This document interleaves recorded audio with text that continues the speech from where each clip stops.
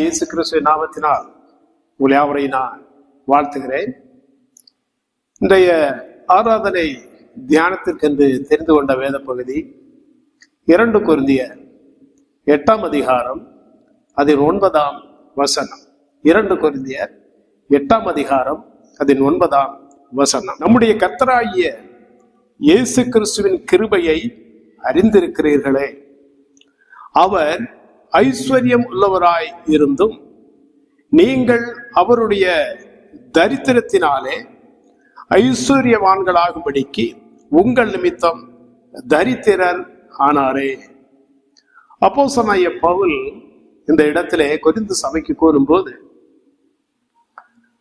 ஐஸ்வர்யவானாக இருந்த இயேசு கிறிஸ்துவானவர் உங்கள் நிமித்தம், அதாவது உங்களுக்காக தரித்திரரானாரே என்று குறிப்பிட்டிருக்கிறார்.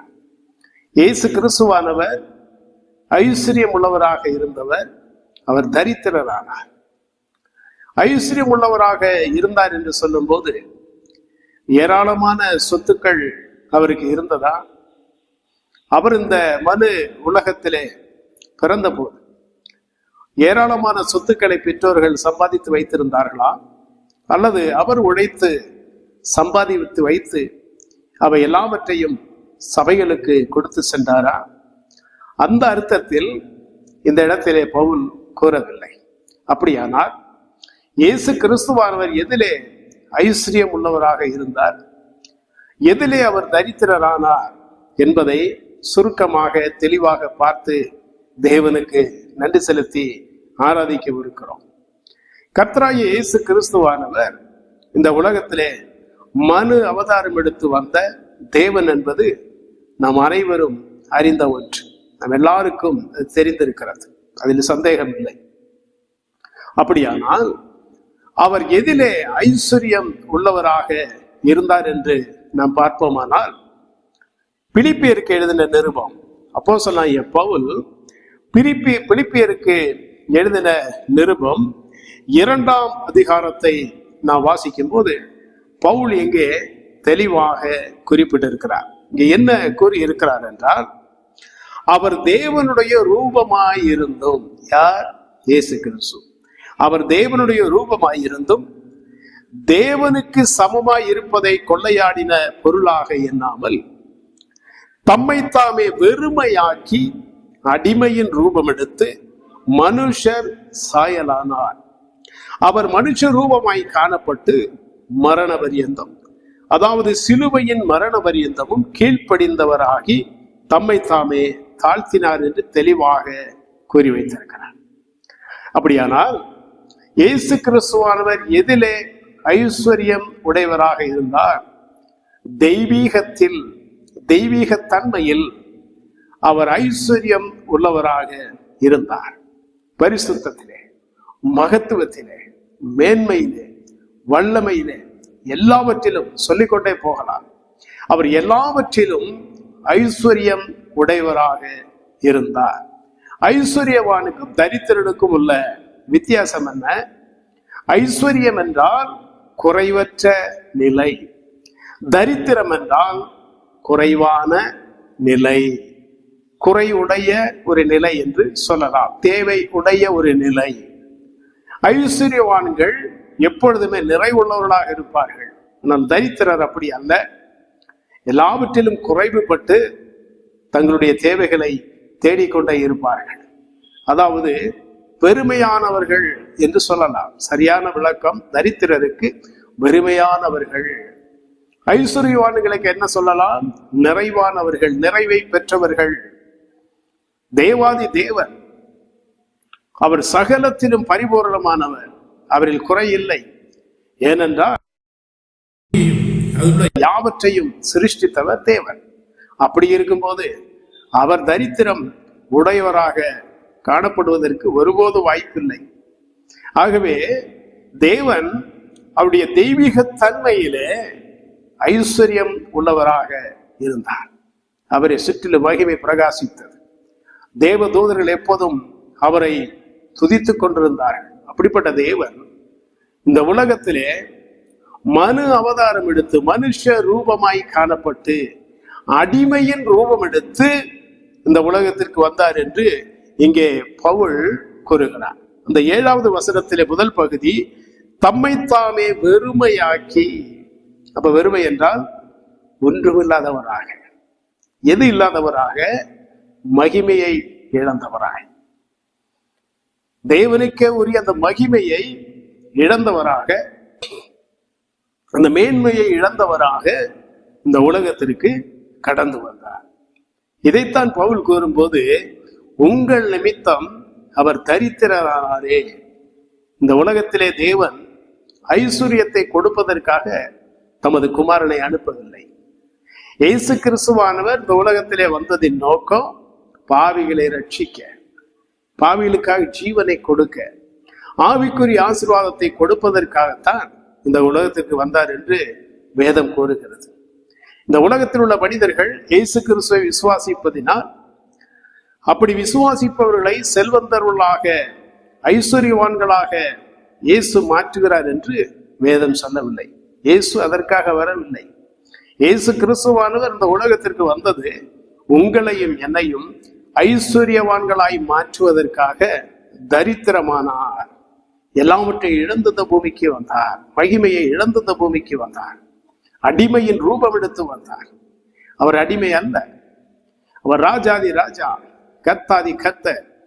அவர் அடிமையின் ரூபம் எடுத்து வர காரணம் நீங்களும் நானும் பாவத்தின் அடிமைத்தனத்திலிருந்து விடுதலையை பெற்று ஆவிக்குரிய வாழ்க்கையிலே வறட்சியிலே காணப்பட்ட நீங்களும் நானும், ஆவிக்குரிய வாழ்க்கையிலே தரித்திரர்களாய் காணப்பட்ட நீங்களும் நானும், ஆவிக்குரிய வாழ்க்கையிலே செழிப்புள்ளவர்களாய் ஐஸ்வர்யம் உள்ளவர்களாய் மாறுவதற்காக தேவகுமாரனாகிய இயேசு கிறிஸ்து தம்மை தாமே வெறுமையாக்கினார் என்று வேதம் கூறுகிறது.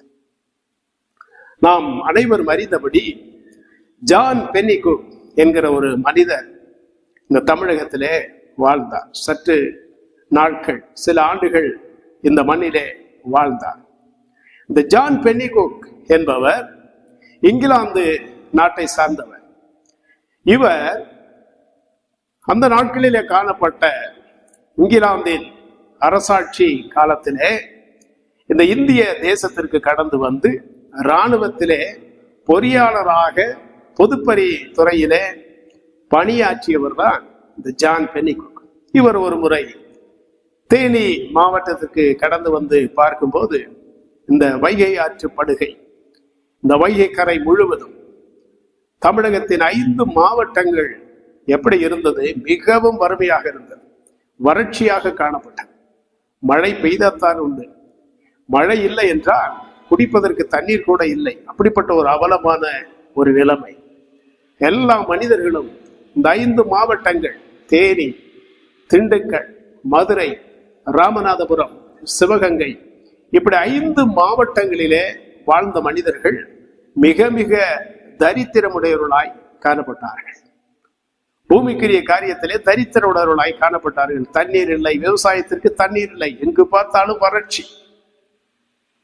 இதை பார்த்த பென்னிகுக் அவர்களுடைய உள்ளம் உடைந்தது. இவர் என்ன செய்தார்? ஆங்கிலேய ஆட்சியாக இருந்தபடியினாலே அந்த ஆட்சியாளரிடம் சென்று இந்த மாவட்டத்துக்கு ஏதாவது ஒரு நன்மை செய்ய வேண்டும்.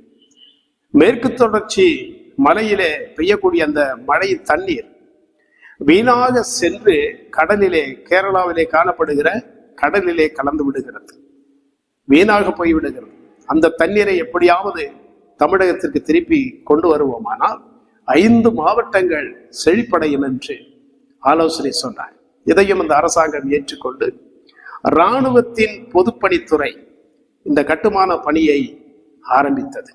ஆனால் 1895 ஆண்டு இந்த கட்டுமான பணியை ஆரம்பித்தார்கள். யானை நிறைந்த காடு, காட்டு மிருகங்கள், விஷப்பூச்சிகள், அதிகமான மழை, காட்டு வெள்ளம், இப்படி பலவிதமான ஆபத்துகள் நிறைந்த பகுதியிலே பணியை ஆரம்பித்தார்கள். இப்படி ஆரம்பித்து பணியை பகுதி வரை கொண்டு வந்த போது அதிகமான மழை பெய்து அந்த கட்டுமான பணியும் இடைந்து தரைமட்டமானது. அரசாங்கம் என்ன செய்தது? இனிமேல் எங்களுக்கு இதை தொடர முடியாது, அதற்கான பண தேவை எங்களிடத்தில் இல்லை, ஏற்கனவே 70 லட்சம் ரூபாய் இதற்காக செய்திருக்கிறோம், செலவு செய்திருக்கிறோம், இனி கொடுக்க முடியாது என்று கூறிவிட்டார்கள். ஜான் பென்னிகுக் என்ன செய்தார்? தன்னுடைய முயற்சியிலே உறுதியாக நின்றார். உடனடியாக தன்னுடைய ஊருக்கு பிரிட்டனுக்கு திரும்பி சென்றார்.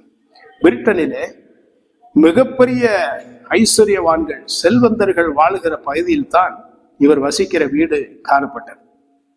மிகவும் வசதி வாய்ந்த ஒருவர், 5 பெண் பிள்ளைகள், ஒரு மகன், இப்படி 6 பிள்ளைகள் அவர்களுக்கு இருந்தார்கள். இவர் என்ன செய்தார்? தனக்கு காணப்பட்ட அந்த மிகப்பெரிய மாளிகையை, தன்னுடைய சொத்தை எல்லாவற்றையும் விற்றார். விற்று மறுபடியும் தமிழகத்திற்கு திரும்பி வந்து முல்லை பெரியாறு அணையை கட்டி முடித்தார். அவர் கட்டி முடித்ததின் பயனாக இன்று 5 மாவட்டங்கள் செல்வ செழிப்பாக இருக்கிறது.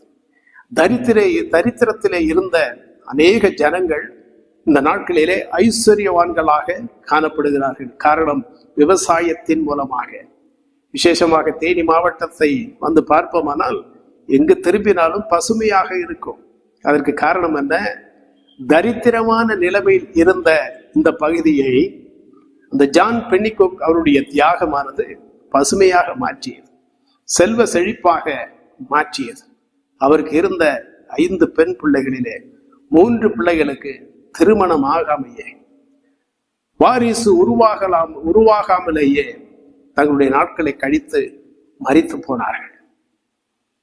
தன்னுடைய பிள்ளைகளுக்காக வைத்திருந்த சொத்து, அந்த ஆஸ்தி எல்லாவற்றையும் அவர் இழந்தார்.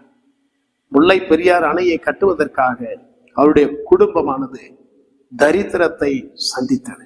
அப்படிப்பட்ட பெரிய ஒரு மாமனிதர் இறுதியாக அவர் மரித்து போனார், இந்த உலகத்தை விட்டு கடந்து சென்றார். ஆனால் அவர் செய்து வைத்த அந்த தியாகமான பணி இந்த நாட்களிலே அநேக தரித்திரரை இன்றும் போஷிக்கிறது அல்லவா? அநேக தரித்திரவான்களை ஐஸ்வர்யம் உள்ளவர்களாக மாற்றி இருக்கிறது அல்லவா? அவருடைய தியாகம். மற்றவர்களுக்காக தன்னுடைய சொத்தையே இழந்தார். குடும்பத்தை கூட பொருட்படுத்தாதபடிக்கு, தன்னுடைய பிள்ளைகள் வறுமையை சந்திப்பார்களே, கஷ்டப்படுவார்களே என்ற எண்ணம் இல்லாதபடிக்கு எல்லாவற்றையும் மற்றவர்களுக்காக, எங்கோ பிறந்த ஒருவர், சம்பந்தமே இல்லாதவர் இந்த இடத்துல வந்து தமிழகத்திற்காக இவ்வளவு பெரிய ஒரு தியாகத்தை செய்திருக்கிறார் என்றால் அது எவ்வளவு மேன்மையான ஒன்று. இதே போலதான் தேவகுமாரனா இயேசு கிறிஸ்துவ இந்த உலகத்திலே மனு மக்கள் பாவம் செய்து ஆவிக்குரிய வாழ்க்கையிலே தரித்திரரானார்கள். ஆவிக்குரிய தரித்திரம் அவர்களை ஆண்டு கொண்டது. அந்த தரித்திரமான நிலைமையிலிருந்து அவர்களை விடுவிக்க எந்த ஒரு மனிதர் முன்வரவில்லை. மனிதர்களால் கூடாத ஒரு காரியம். ஆகவேதான் பிதாவாகிய தேவன் என்ன செய்தார்? என்னுடைய பிள்ளைகள் ஆவிக்குரிய நிலைமையில தரித்திரம் அடைந்திருக்கிறார்கள், அவளை மீட்க வேண்டுமானால், அவருடைய ஆவிக்குரிய வாழ்க்கையில ஐஸ்வர்யவான்களாய் மாற்ற வேண்டுமானால், என்னுடைய ஒரே குமாரனாகிய இயேசு கிறிஸ்துவை, மகிமை புரிந்திருவரை, அழகானவரை, சௌந்தரியம் உள்ளவரை, துதிகளின் மத்தியில் வாசம் செய்கிறவரை, தேவனுடைய மடியிலே செல்ல பிள்ளையாக காணப்பட்டவரை இந்த உலகத்திற்கு தரித்திரமான நிலைமையிலே வெறுமையாக்கி அடிமையின் ரூபம் எடுத்து இந்த உலகத்திலே தோன்றுபடி செய்தார். ஜான் பென்னிகுக் அவர்கள் இந்த உலகத்திலே கொடுத்தது உலக பிரகாரமான ஒரு தண்ணீர். மழை பெய்யாவிட்டால், வானமானது மழையை பொழியாவிட்டால், எவ்வளவு பெரிய டேம் கட்டி இருந்தாலும், அணைக்கட்டு இருந்தாலும், இந்த 5 மாவட்டங்களும் வறட்சியிலே மிதக்கும், வறண்டு போகும். மறுபடியும் தரித்திரத்தை மனிதர்கள் சந்திப்பார்கள். ஆகவே ஜான் பென்னிகுக் அவர்கள் செய்த அந்த தியாகமானது தற்காலிகமான ஒன்று. உலக பிரகாரமான தண்ணீரை தற்காலிகமாக அவர் கொடுத்தார். ஆனால் இயேசு கிறிஸ்துவானவர், பரத்திலிருந்து இறங்கி வந்த இயேசு கிறிஸ்துவானவர் இந்த உலகத்திற்கு கொடுத்த தண்ணீர் என்பது ஜீவ தண்ணீர். அந்த ஜீவ தண்ணீரை விசுவாசிக்கிற நீங்களும் நானும் ஆவிக்குரிய வாழ்க்கையிலே செழிப்படைந்திருக்கிறோம். தேவனுடைய பந்தியை சுற்றில் அமர்ந்திருக்கிற நீங்களும் நானும் செழிப்புள்ளவர்களாய் அமர்ந்திருக்கிறோம். அவரை நோக்கி அப்பா பிதாவே என்று கூப்பிடத்தக்க புத்திர சுவிகாரத்தின் ஆவியை பெற்றிருக்கிறோம். அதை விட மேலான ஐஸ்வர்யம் இருக்கிறதா? பரிசுத்தவான்களாக அழைக்கப்படுகிறோம், நீதிமான்களாக அழைக்கப்படுகிறோம். இதெல்லாம் இலவசமாக உங்களுக்கும் எனக்கும் கிடைக்கப்பட்டிருக்கிறது. இன்றைய நாட்களிலே பாவ மன்னிப்புக்காக மனிதர்கள் கடவுளை தேடி உலகம் முழுவதும் சுற்றி வருகிறார்கள். ஆனால் உங்களையும் என்னையும் தேடி வந்து, நாம் எங்குமே செல்லாத நிலைமையில இருக்கிற இடத்திலே தேடி வந்து அந்த ஆவிக்குரிய தரித்திரத்தை மாற்றி நம்மை ஆவிக்குரிய வாழ்க்கையில ஐஸ்வர்யவான்களாக மாற்றி இருக்கிறார் அல்லவா? இதெல்லாம் தேவனுடைய மகத்தான கிருபை. ஆகவேதான் பவுல் கூறுகிறார், அவர் நித்தியமான தண்ணீரை உங்களுக்கு தந்து செழிப்புள்ளவர்களாய் மாற்றி இருக்கிறார். வறுமையான நிலைமையில் இருந்தீர்கள், தேவனற்ற நிலைமை, நம்பிக்கையற்ற நிலைமை, கல்லையும் மண்ணையும் விக்கிரகங்களையும் ஆராதிக்கிற நிலைமை, அப்படிப்பட்ட வறட்சியிலே இருந்த உங்களை ஆவிக்குரிய வாழ்க்கையில ஐஸ்வர்யவான்களாய், எபேசியர் 1ஆம் அதிகாரத்தில் சொல்லப்பட்டு இருக்கிற ஆவிக்குரிய 9 விதமான ஆசீர்வாதங்கள், அந்த ஆசீர்வாதங்களிலே நம்மை செழிக்க பண்ணி பாவ மன்னிப்பை, ரட்சிப்பை, மீட்பை, மகிமையை, இழந்து போன மகிமையை, பரிசுத்தத்தை எல்லாவற்றையும் நமக்கு கொடுத்து இந்த நாட்களிலே நம்ம ஐஸ்வர்யவான்களாய் அவர் மாற்றி இருக்கிறார். நாம் ஒன்றிலும் குறைவில்லாதவர்கள். ஆவிக்குரிய வாழ்க்கையிலே கிறிஸ்துவின் மூலமாக, இயேசு கிறிஸ்துவின் மூலமாக ஒன்றிலும் குறைவற்றவர்களாய் செழிப்பானவர்களாய் காணப்படுகிறோமே. காரணம் என்ன? தேவன் தமது குமாரனாய் இயேசு கிறிஸ்துவை இந்த உலகத்திற்கு அனுப்பி கல்வாரி சிலுவையில் அடிக்கப்பட ஒப்பு கொடுத்தார். எவ்வளவாய் அவமானப்பட்டார், எவ்வளவாய் அவர்கள் அடித்தார்கள், சித்திரவதை செய்தார்கள், முகத்திலே துப்பினார்கள், முள்ளினால் ஒரு முடியை பின்னி தலையிலே சூட்டினார்கள், வாரினால் அதை அடித்தார்கள். எவ்வளவு வேதனை, தங்கம்னா வேதனை. காரணம் என்ன? அவர் சகித்த பாடுகள் எதற்காக? அந்த தியாகம் எதற்காக? உங்களையும் என்னையும் ஆவிக்குரிய வாழ்க்கையின் வறட்சியை மாற்றி ஆவிக்குரிய வாழ்க்கையில் ஐஸ்வர்யவான்களாய் மாற்றுவதற்காக. நீங்களும் நானும் ஆவிக்குரிய வாழ்க்கையில தரித்திரர்கள். இந்த நிலைமைக்கு உங்களையும் என்னை மாற்றின அந்த தேவாதி தேவனுக்கு நமக்காக அடிமையின் ரூபம் எடுத்து தம்மைத்தாமே வெறுமையாக்கி வந்த அந்த அவருடைய குமாரனாகிய இயேசு கிறிஸ்துவின் மூலமாக நம்மை நேசித்து நமக்காக தமது குமாரனை தந்த பிதாவாகிய தேவனை துதிப்போம், ஸ்தோத்தரிப்போம், நன்றி செலுத்துவோம். இந்த ஆவிக்குரிய வாழ்க்கையிலே என்னை ஐஸ்வர்யவானாய் மாற்றி இருக்கிறீரே, உம்முடைய மேஜையிலே பங்கு கொள்ள ஐஸ்வர்யமுள்ளவனாய் என்னை மாற்றி இருக்கிறீரே, உமக்கு ஸ்தோத்திரம், உமக்கு நன்றி என்று உள்ளத்தின் ஆழத்திலிருந்து புறப்பட்டு வருகிற துதிகளை, ஸ்தோத்திரங்களை ஏறெடுப்போம். கர்த்தருடைய நாமம் மகிமைப்படுவதாக. ஆமென்.